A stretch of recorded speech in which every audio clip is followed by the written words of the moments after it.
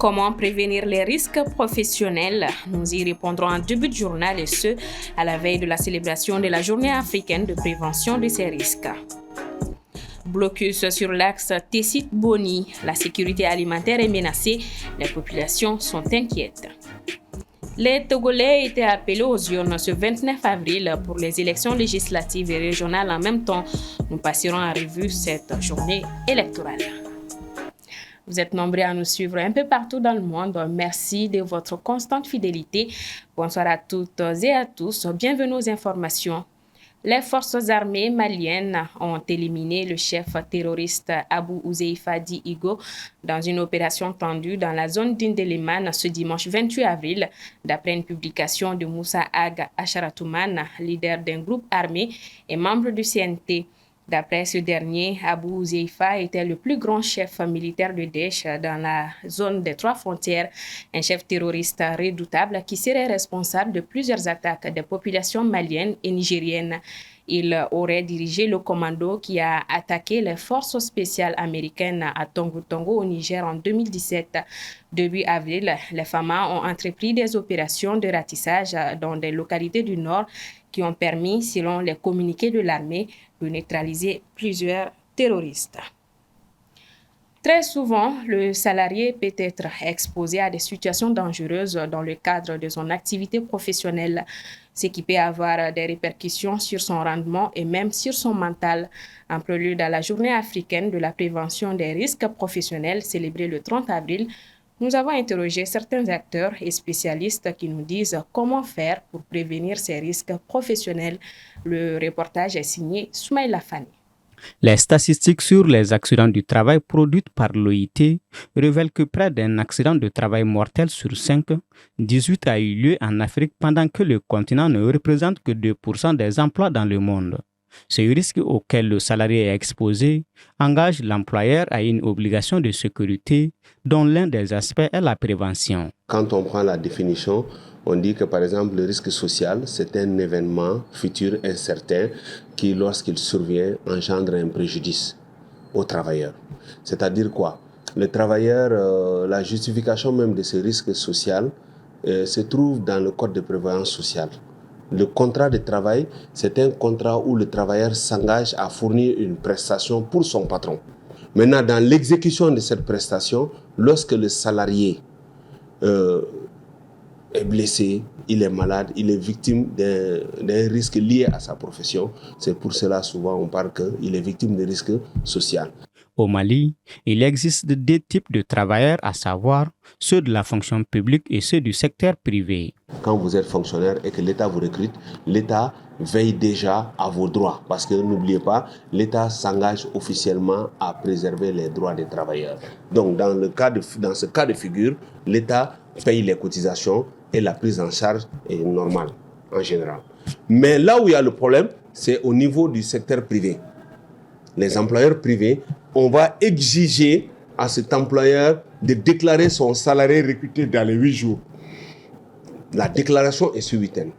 Après 8 jours, il a l'obligation de lui verser des cotisations. Maintenant, s'il lui verse des cotisations, c'est avec ces cotisations qu'on le prend en charge contre les risques liés à son activité. Toutefois, on distingue traditionnellement les risques physiques et les risques psychosociaux qui peuvent être très nombreux et de toutes sortes. Comprenez, quand vous parlez dans une usine aujourd'hui, vous trouvez qu'il y a des machines qui sont là. Donc les risques sont physiques à ce niveau parce que la machine peut à un moment donné peut-être handicaper un travailleur à vie. Ça, c'est déjà un risque physique. Il y a les risques aussi chimiques. Il s'agit des produits qu'on manipule au niveau des entreprises. Ces produits-là peuvent être toxiques pour la santé de l'homme. Ça, c'est des maladies. Ça peut entraîner des maladies. C'est des risques qui peuvent amener des maladies professionnelles. Biologie également, parce que vous allez voir dans certaines entreprises également, il y a aussi ce qu'on appelle l'ionisation. À ce niveau, l'ionisation, c'est des trucs biologiques qui se passent et qui peuvent à un moment donné aussi être source de maladies professionnelles. Il y a aussi l'environnement dans lequel on travaille. Si l'environnement lui-même il n'est pas propice au travail, ça peut entraîner la maladie professionnelle. Selon le syndicaliste, outre l'obligation de faire respecter les consignes de sécurité, l'employeur doit prendre les mesures nécessaires pour éviter ou minimiser les risques, tout en combattant ces risques à la source ou en évaluant les risques qui ne peuvent pas être évités ou encore adapter le travail à l'homme en vue de minimiser. Dans certaines localités du Mali, pour cause de blocus routiers par des groupes armés, les populations connaissent une rupture de vivre. L'une de ces localités les plus touchées est Boni, dans le cercle de Douanza. Assitoumani Koulibaly pour le commentaire. À Tessit, dans le cercle d'Ansongo, les populations vivent toujours sous blocus instauré par des groupes armés. Une situation qui ne cesse d'impacter la vie des habitants, engendrant une flambée des prix des denrées alimentaires, voire même des ruptures.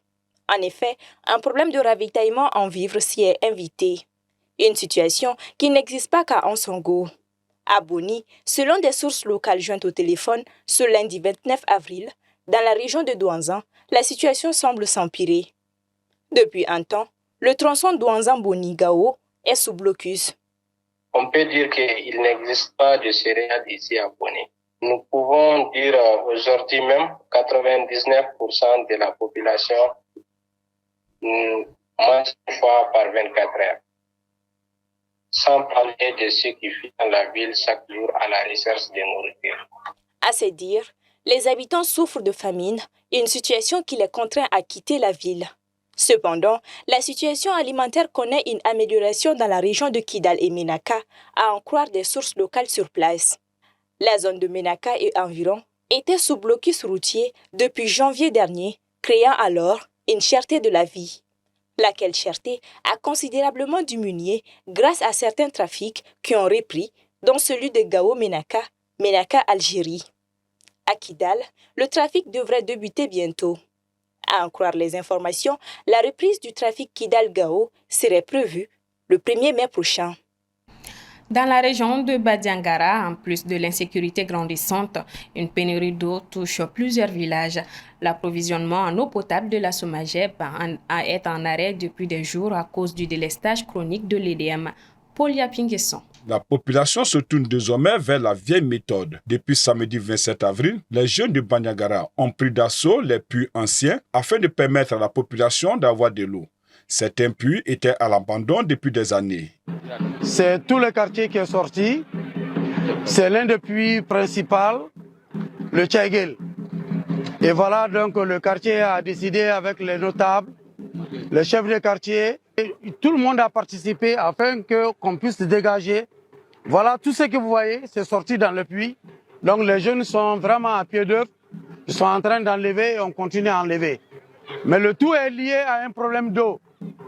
Et nous souhaitons, pour des gens de bonne volonté, afin qu'ils puissent nous accompagner avec un bon forage pour pouvoir entretenir ces puits-là. La population est aujourd'hui confrontée à d'énormes problèmes dans le centre du Mali, précisément dans la région de Bandiangara.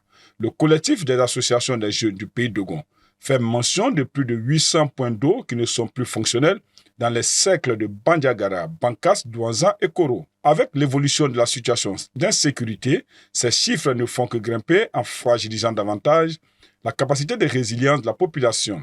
Il en va ainsi, non seulement pour le problème d'eau potable, mais aussi le cas des eaux d'usage pour les activités socio-économiques.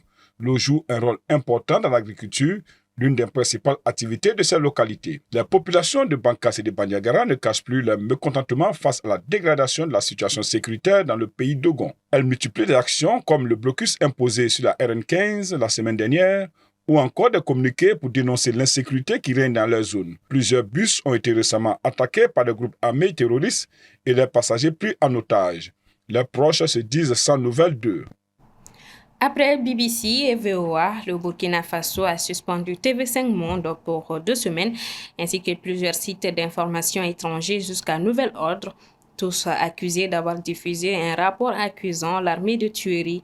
La suspension en est de même pour plusieurs sites de la radio internationale allemande, des grands quotidiens français Ouest France et Le Monde.fr du quotidien britannique The Guardian, pour ne citer que cela.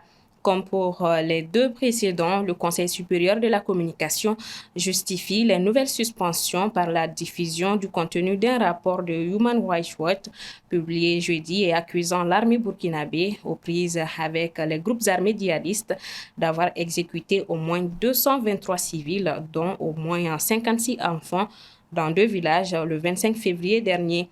Le CSC affirme avoir décelé dans les contenus publiés sur ces différents supports une désinformation de nature à porter le discrédit sur l'armée burkinabé. Comme annoncé au sommaire, les Togolais ont voté ce lundi pour élire députés et conseillers régionaux, un scrutin qui se tient juste après une réforme éclair de la Constitution destinée, selon l'opposition, à prolonger le mandat du président Faure Gnassingbé. Djeneba Samaki. Ce lundi 29 avril, quelques 4,2 millions de Togolais étaient attendus aux urnes pour choisir leurs nouveaux députés et conseillers régionaux. Le cas, il y a 70, 1er janvier 70. Ojima, famille Gnassingbé le funu, kaka nchang babado fifi, famille Gnassingbé gbapotole. Ye ni miawe kuhia. Tami susumbe alonya bonya na kwa ni mawe mutafum no mam babam no moa. Ya kwa iro dudu nua. Que la CENI fasse l'effort de communiquer leurs résultats, les résultats qui se sont vraiment manifestés, et non les résultats, disons, un peu fictifs. Là, on ne comprend pas certains résultats qui viennent. Mais pour cette année, nous demandons à la présidente de la CENI de faire le tout possible que le résultat qui va sortir, que ce soit le bon résultat. Ce double scrutin législatif et régional intervient dans un climat politique très tendu après l'adoption le 19 avril d'une nouvelle constitution, selon laquelle le président sera élu pour un mandat de 4 ans renouvelable une fois par les députés et non plus directement par les électeurs. Le prochain scrutin présidentiel au suffrage universel direct, qui était prévu en 2025, n'aura donc pas lieu. Le pouvoir résidera désormais entre les mains du président du Conseil des ministres, une sorte de super premier ministre qui sera obligatoirement le chef du parti majoritaire à l'Assemblée nationale. Le chef du parti vainqueur des élections sera nommé à cette nouvelle fonction. Si les partis au pouvoir, UNUR, gagnent lundi, Faure Gnassingbé pourrait assumer ce nouveau poste immédiatement. Le pays est dirigé par la famille Gnassingbé depuis les années 1960. L'actuel président, Faure Gnassingbé, est arrivé à la tête de l'État en 2005 à la suite de son père Eyadema Gnassingbé qui a dirigé le pays pendant près de 38 ans. Ainsi, l'opposition reproche à la nouvelle constitution de permettre la prolongation de la dynastie Gnassingbé à la tête du pays et dénonce un coup d'État institutionnel. Pour ce scrutin, au total 113 députés à l'Assemblée nationale doivent être élus, mais aussi, pour la première fois, 179 conseillers régionaux qui, avec les conseillers municipaux, désigneront le Sénat nouvellement créé. Les résultats des scrutins doivent être annoncés dans les 6 jours suivant les votes. Point final à ce 1945. Merci à vous de l'avoir suivi. À demain pour une nouvelle page d'actualité. Bonsoir à tous.